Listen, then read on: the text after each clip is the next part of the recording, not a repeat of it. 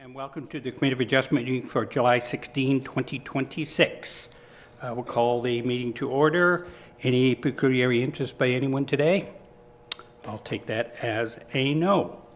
Our first application today is an application for a minor variance, 150 St. Paul Street, Belleville. The owner applicant Chanel Investments Limited.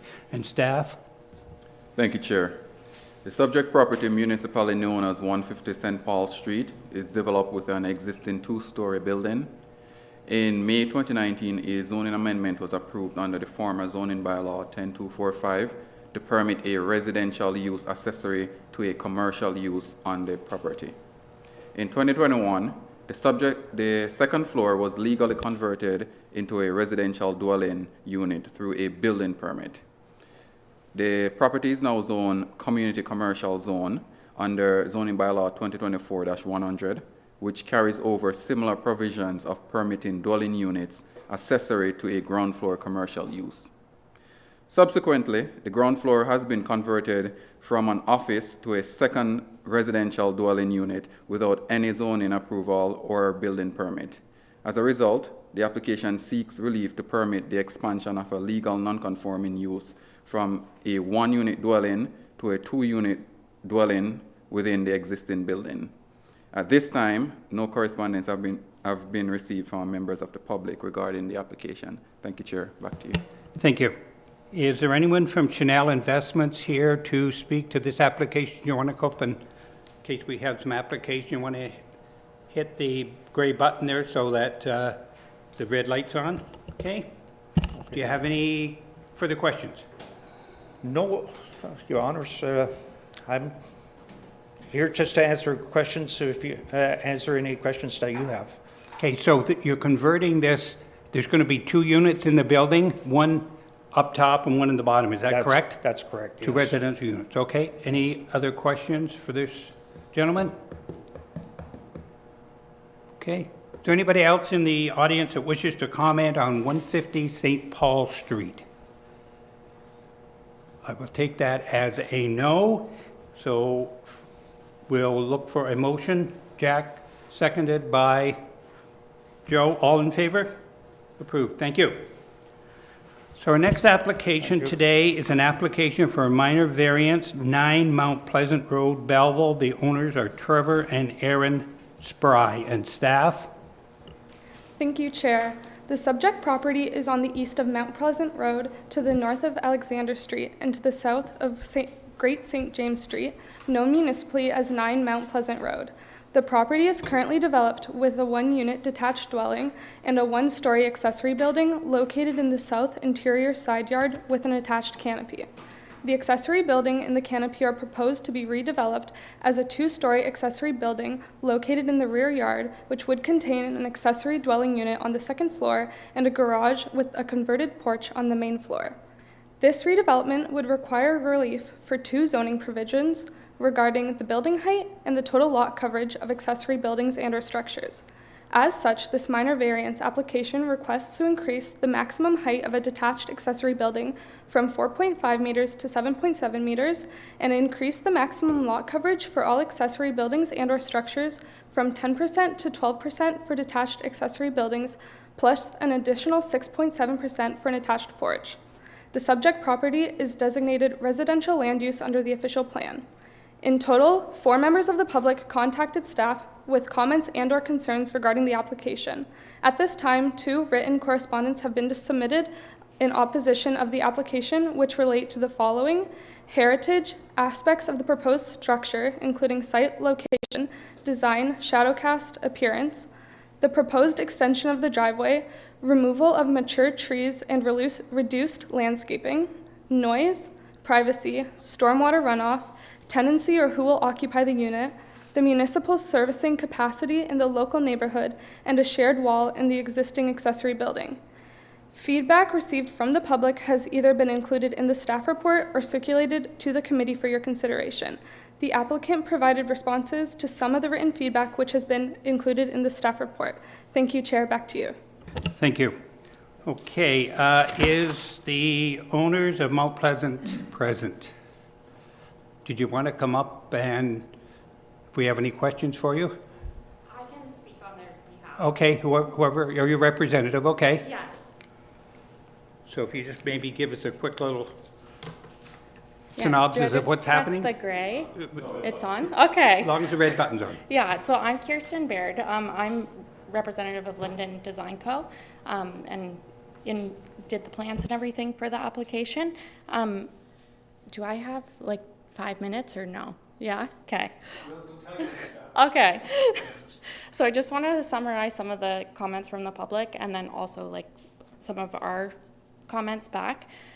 So the existing detached garage is proposed to be removed and replaced with a new accessory structure that better accommodates the homeowner's vehicle storage and accessory storage needs while also providing a permitted accessory dwelling unit above. The proposed accessory dwelling unit is a bachelor-style unit containing approximately 768 square feet of living space and remains significantly smaller than the existing principal dwelling, which contains approximately 1,490 square feet of living space. The proposal remains a single detached dwelling with a one accessory dwelling unit, which is permitted use under the current zoning bylaw.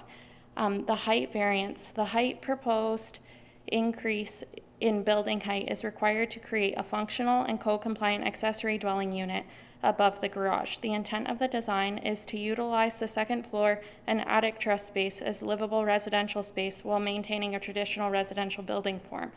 In order to accommodate required floor assemblies, insulation, stair access, and adequate interior ceiling heights, the additional building height was required.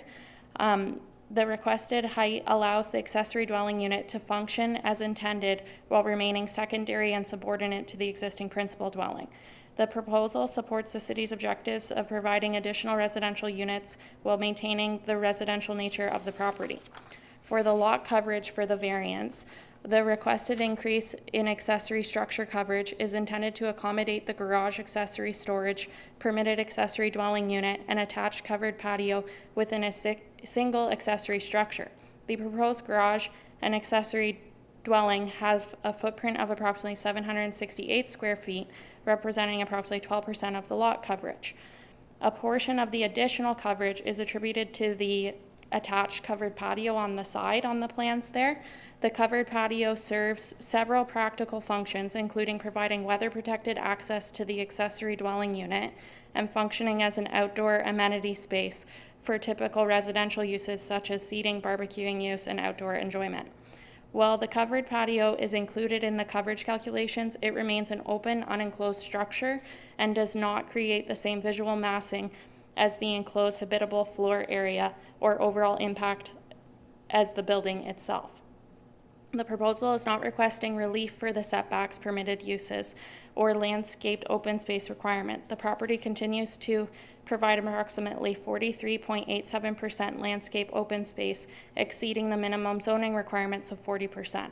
As a result, the site is not being overdeveloped and continues to maintain substantial outdoor amenity space and the residential character of the neighborhood. In additional consideration to the comments, the proposed building has been designed to complement the character of the existing dwelling and surrounding residential neighborhood. No significant tree removal is proposed, and the mature tree located between the existing dwelling and the proposed accessory structure is intended to remain. You can see on the site plan there the existing mature tree. Existing fencing around the property will remain, and the additional privacy fencing is proposed between the existing dwelling and the accessory structure. And then also with the removal of the existing garage, the homeowners are going to repair any of the neighboring shed that is attached to the existing building. That's already been discussed with the neighbor. And the application was reviewed through the city's pre-consultation process prior to submission to ensure the appropriate approvals and submission requirements were identified. So I just want to say we respectfully submit that the proposed development satisfy the 4 tests of the minor variance under the Planning Act. The requested relief is limited in scope, maintains the intent and purpose of both official plan and the zoning bylaw, and represents the appropriate residential development of the property.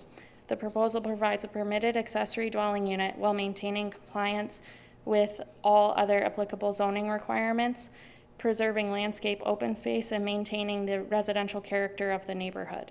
For these reasons, we respectfully request approval for the application. Does anyone have any questions or anything?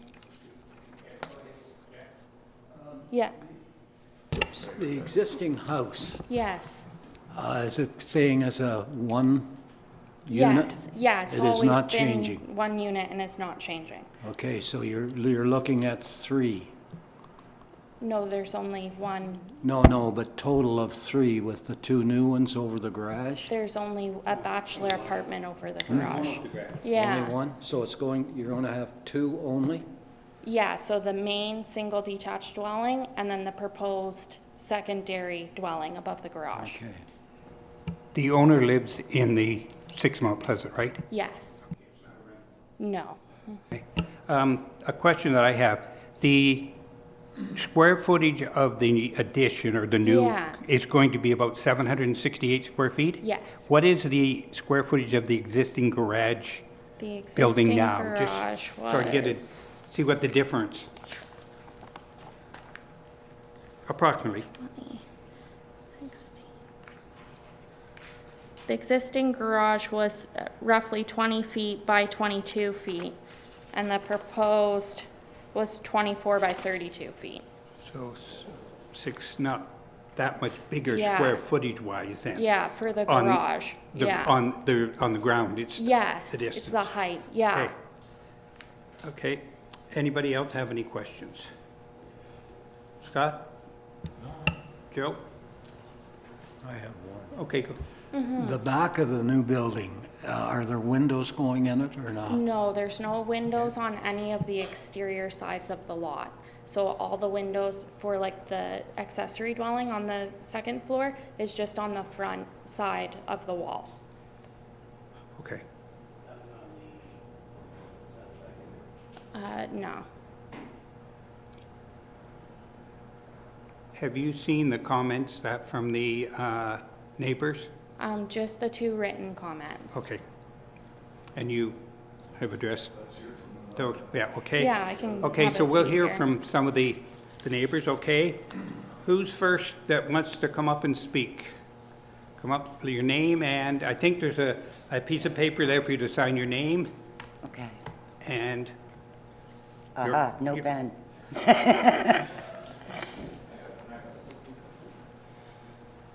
Thank you.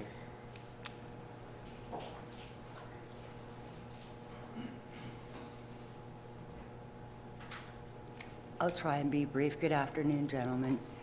I reside at 36 Alexander Street. so can you speak up just a little bit?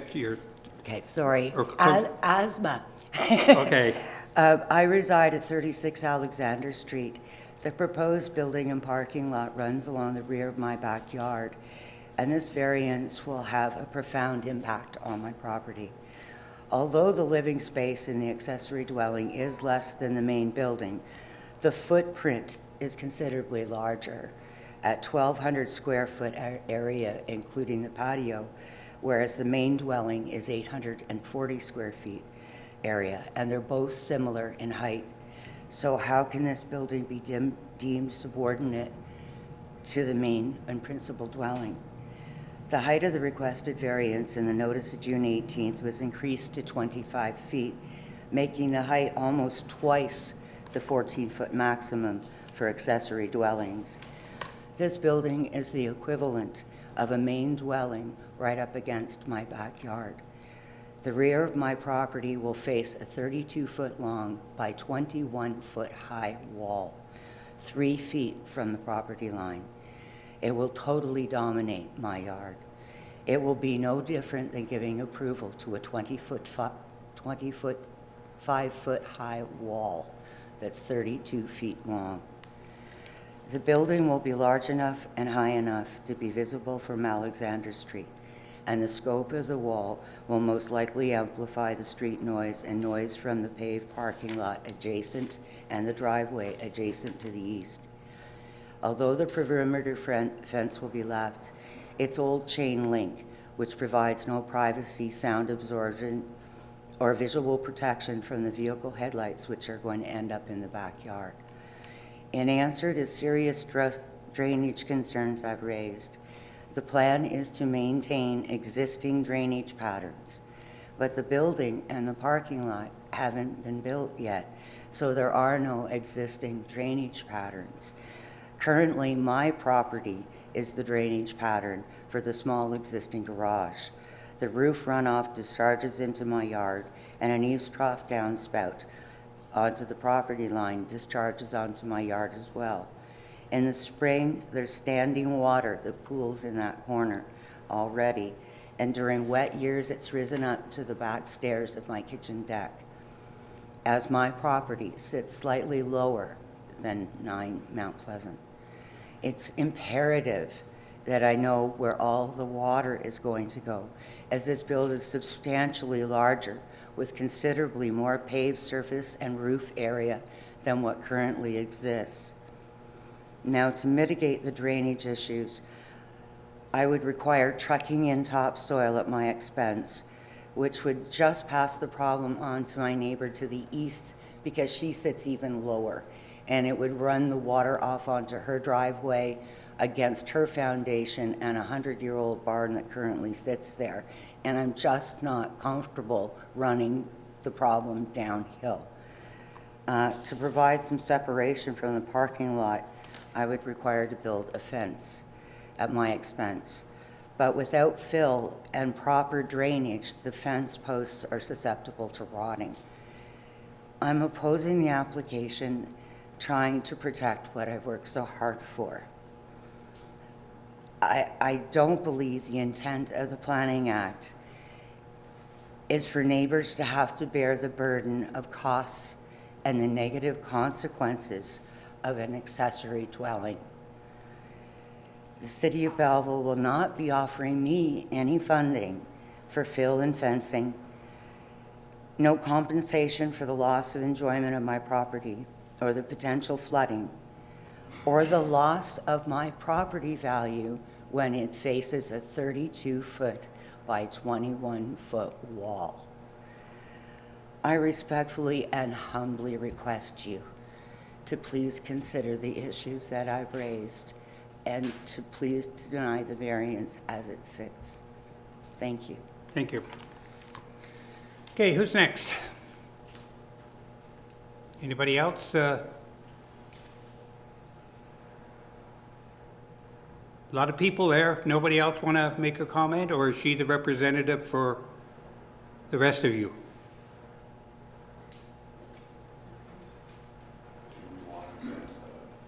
Do you want to come back up and maybe if you want to respond to any of those comments? I have a question. If I heard her correctly, she said this new building is going to be 1,200 square feet, but you said it was 768? Yeah, the livable space for the accessory dwelling unit on the second floor is 768 square feet. Same with the garage on the main floor, that is all enclosed, is 768 square feet. Okay. Is there a fence around this lot now? Yeah, there's, as she said, a chain link What fence. type of a fence is it? Chain So link or is on the it? one side is chain link, and then halfway chain link near the front of the existing, like in the front of the existing garage is like a cinder block kind of decorative fence. But the property, once it's built and stuff, to address like the draining and stuff, I would assume in the permit application, you guys would request a draining plan for that Okay. location. So we would make sure that all drainage and stuff is run off properly with a grading plan. Maybe I could just ask staff, is there Yeah. a drainage plan required for this building? Through the chair, I believe that is something that's looked at the building permit stage, but if the committee would like to include a drainage plan as a condition, that would be an option as well. The First Lady seemed to be concerned about runoff, but the water cannot run off your property onto somebody else's in any event, correct? Correct. Through the chair, any new building would need to prevent water from being discharged to neighboring properties. I would assume too, just to address the water concerns as well, any new development on a property, usually drainage issues are like fixed from original, like if there was already original draining issues, those would be fixed with the new construction. the new building is not going to be any higher than the existing building? It's going to be the same or shorter? Where's Yeah, it'll be around the same. It may end About up a the little same. shorter. Yeah. And it's going to be farther back from the Yes. street than the existing one? Yes, correct. Correct, okay.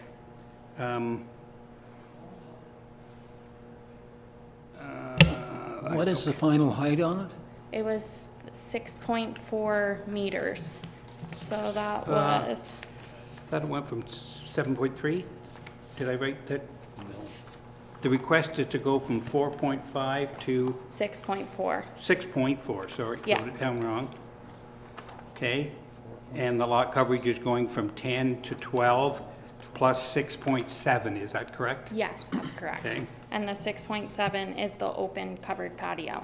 So all the sides remain open as a exterior space. Just so we're clear. Yeah. That what the request is for a variance for the height. Yeah. And lot coverage only. Yes, correct. Yeah, because all other zoning provisions were, Yeah. are within the bylaws. Okay, Andrew? Through the chair, just a point of clarity. The original notice did mention, I believe, a 6.4 number for a meter in meters, but that was the middle of the roof. So the maximum height needs to, if to fit the proposed development, it would have to be to the peak of the roof, which I believe the 7.1 comes from. Is that right? Okay. Oh, Yeah. so that, okay, I was good. Nothing has It's changed the in the peak of design. the roof that, Yeah, nothing has changed in the design, but there was a small numerical correction that is reflected in the staff report that it needs to be reflected to the maximum height of the structure or the peak. Otherwise, the variance would not be appropriate.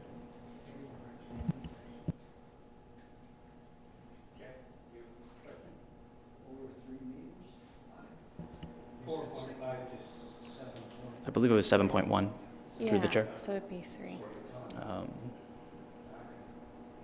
Basically, you're looking at the additional unit on the top is what's increasing the height. Yeah, so essentially with the design of the building, the additional unit, like the structure would be built with attic trusses with a small knee wall on the side so that there's proper height for living space above.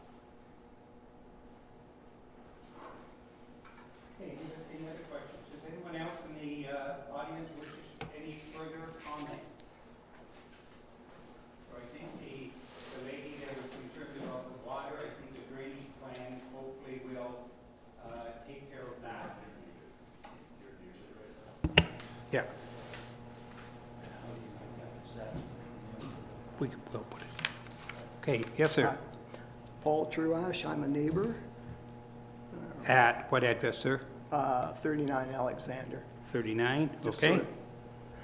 Anyway, you received the 4-page letter regarding this, correct? Yes? And you see that there's, less than 3 feet from that building to the fence. And if there's any overflow, it might be pouring right into the lot that we're talking about on Alexander Street. So it's only that wide. They can't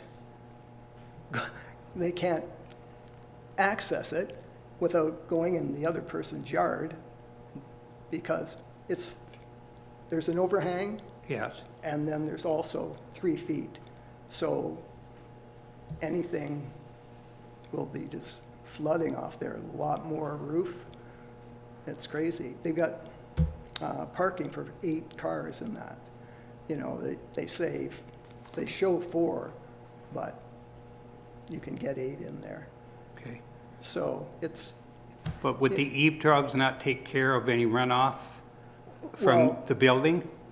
That's what I they're don't know. designed to do. You'd have to ask the people asking for that, but I can't imagine it would. It goes straight down, and if it's, maybe the eaves trough are, I don't know how they do it. And where could they let it go? Into the street? They have hardly any land other than concrete buildings. it's scary as far as I'm concerned. Well, it would have to be designed so water does not run into the neighbor's yard, property, or anybody's yard. So they're going to dig down? I don't know. I think the letter that you received is sufficient to act on that letter. Okay. Okay, thank you very much. Can I just ask the lady here that's representing the owner, the building is not any closer, the building's not any closer to the fence or to the lot line than the other one, correct? It's actually farther away. Yeah. Right now, the existing garage is right on the property line. And we're So now it's going to be, here. what's the distance between the property line and the new structure? So it's 3 foot 3 feet, which is the approved zoning setback for the lot.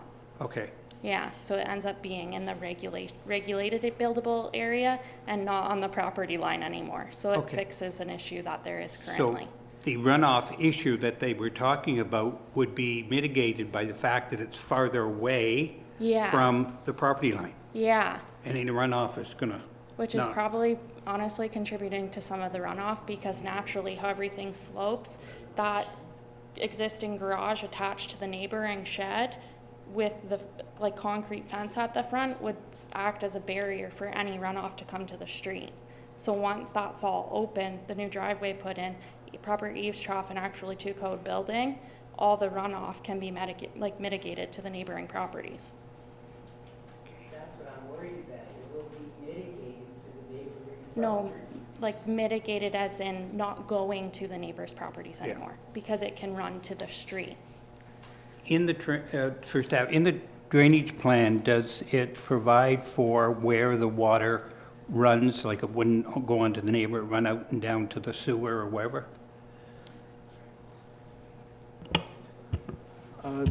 Yep, through the chair, typically the drainage plan would identify the grading around the proposed building and how it relates to the other grading on the site and would indicate a direction of flow. So we would expect probably with something like this for the eaves troughs to be directed to the driveway and the driveway to be graded in such a way that it would carry the water away from neighboring properties.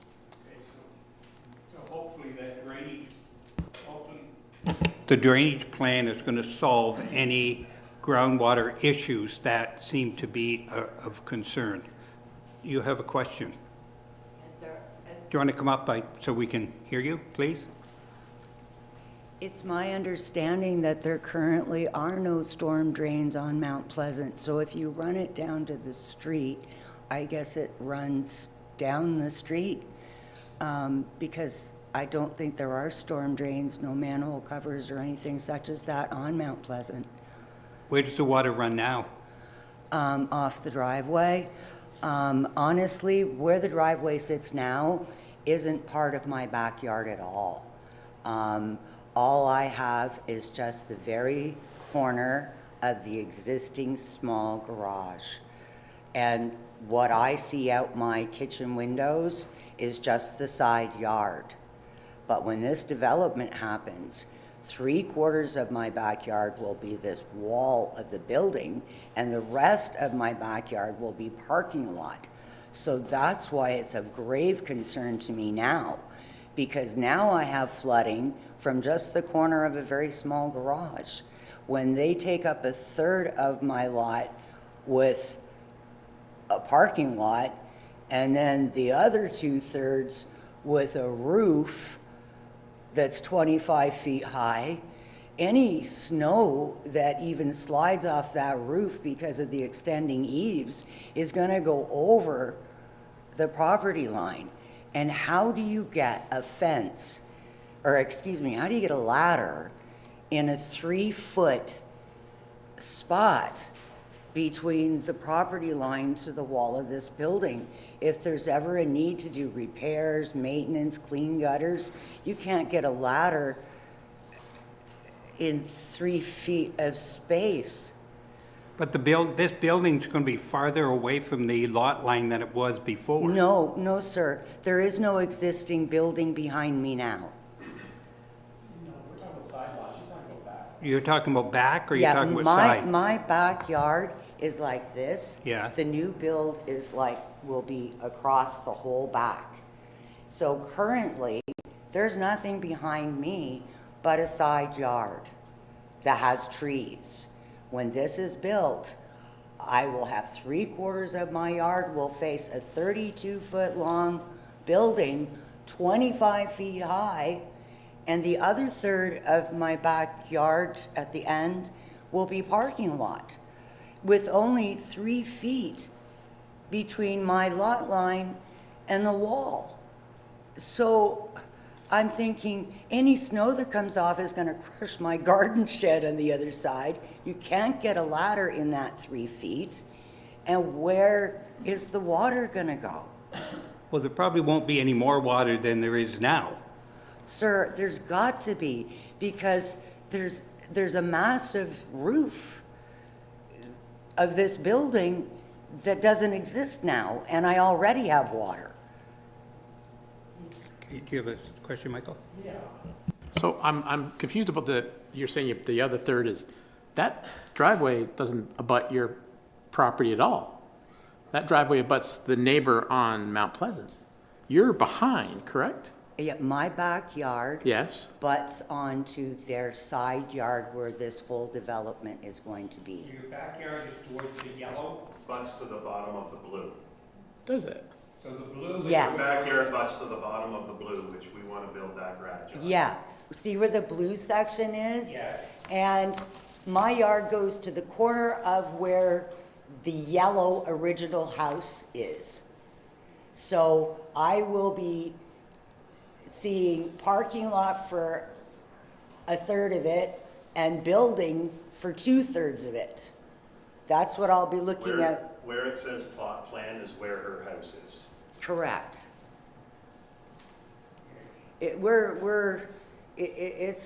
I'm an infill. My home was originally an infill. So was Mount Pleasant an infill at one time.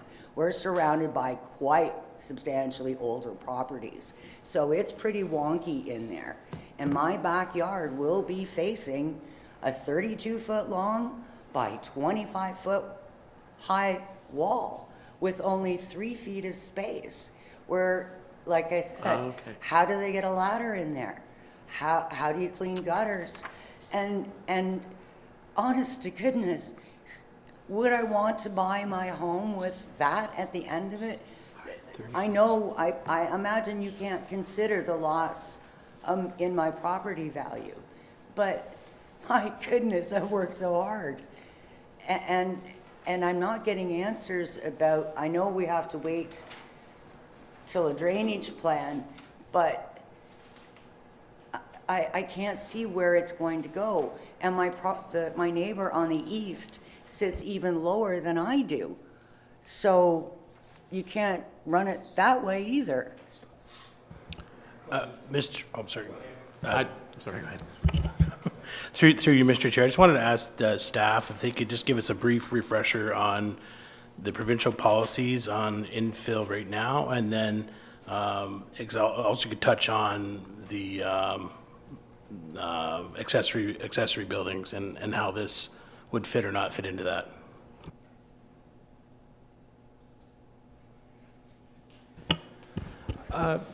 Through the chair, I'll give it a whirl. So essentially, the provincial direction has been to allow accessory units to infill on existing properties. And so in this case, that is, we're strictly looking through this application at the two items that are being requested for variance. And the one is the increase in height, and then the other is the increase in lot coverage.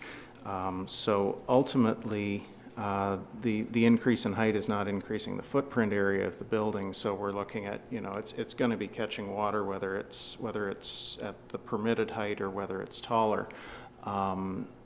To the other residents' point, I mean, I guess there's a perspective of if the water's sheeting off at a certain angle and it's higher up, it would have more potential. But if it's being caught by the downspouts and the rain gutters as designed, ultimately, that the height of the building will not change the amount of water that's landing on the roof and then being collected and distributed off-site. The lot coverage, I mean, I guess that also has an impact on the amount of stormwater that's being collected, and that's where the drainage plan would be necessary to ensure that that water is being conveyed away from neighboring properties and either being dealt with on that property or being sheeted down the proposed driveway. The driveway, I understand, is also a concern, but it's not a subject of this application. Because it would comply with the zoning as is. So it's really strictly the two elements that we're considering in this. So just a reminder, what we're looking at here is the variance for the height and lot coverage. That is all we're looking at. So everybody's clear as to what we're looking at today. So does anyone else have any questions, comments, concerns from the audience? Just through you, Mr. Chair, I just wanted to go on the record and apologize to the resident. I misidentified your address as 44, not 36. I'm so sorry. I see where you are now on the map. My apologies. I just Okay. looked at your wrong address. Okay. So if you want to make a comment, come up. I was just concerned about the lot coverage. Does that include the deck that's also being built there? Because the deck will take up extra lot coverage as well. And I'm concerned as well about the rainwater. Leaves very little snow removal, that type of thing. And is the deck included in that total variance for the lot? Andrew? Through the chair. Anything that usually has a canopy or a roof is usually considered as part of lot coverage. So if it's a standalone deck without a canopy, it's not considered lot coverage. Okay, so there's even less room for snow removal and water absorption. So I am against the variance as well. I think there's the, we don't want Alexander to get so packed in, and there's going to be damage to some of the more mature trees that are there by the time they get the building for the roots and everything. I have a huge tree on my property that I'm concerned some of the footings for the decking might interfere with. So, thank you. Okay. Just a question. There's trees on the lot now? There's trees on the lot now. Are any of those going to be removed? No, there's the one on the site plan there. There's the mature tree. None of the trees. The one by the garage? Yeah, It's staying? yeah, it's. Okay. There's no other trees. No, just on that. Just want to come up so we can hear you? Thanks. Right now, as it stands, the garage is actually growing, the tree is growing into the garage. So it's taking, like it's butting into the current garage right now. That is damaging the current building, accessory building, which really, as it stands, isn't repairable. The wood inside is quite old and rotted, and we would have to, build any kind of garage if we were going to have one. The reason for moving it back is to maintain that tree. We want that tree because of the look. And so, moving it further back, right, to build ourselves an accessory building that we can use. The one that's currently there is not, it's not functional. And it would have to be removed. And it would have to be moved back to keep that tree. So just wanted to mention that. Okay, thank you. Anyone else in the audience that wishes to comment? I just advocate through you, Mr. Chair, I just advocate for maybe just making a note or having a condition of drainage plan and being very aware of drainage kind of thing. So, no other comments, questions? And Scott, Andrew, do you? Just through the chair, there are multiple paths here that as a committee you can take here. You can approve as is, approve as a condition of with the drainage plan with a motion to amend the decision, to refuse it or defer it. Those are all your options at this point based off of public feedback at this point. Okay, thank you. Scott, your comment was? My comment was just to add the drainage plan as a condition, so a modification. Is your motion I to would motion approve to with the drainage approve plan with the as drainage plan amended? as amended, yes. And do we have a seconder over here? All in favor? Carried. Thank you. Okay, so that deals with that. Moving along, our committee, confirmation of minutes of our regular meeting of June 18th. Motion to approve the minutes. Scott, Jack, all in favor? Any other business? Correspondence, we have dealt with that. Our next meeting is August 20th, and if nothing else, an adjournment. Move, Joe, thank you. All right, that ends our meeting. Thank you very much.